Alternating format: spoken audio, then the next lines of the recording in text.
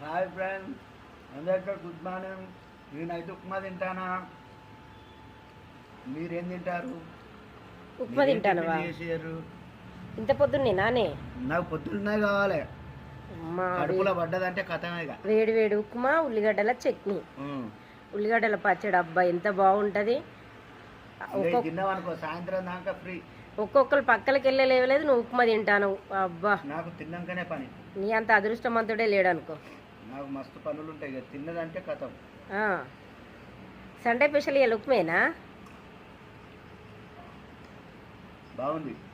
బాగుందా ఉప్మా? ఉప్మా బాగుంది. అబ్బా, అదృష్టవంతుడు ఇంత పొద్దున తింటావంటే. రోజైతే 7:30 8 గంటలకే కదా తినేది. నేను ఎప్పుడైనా అంతే.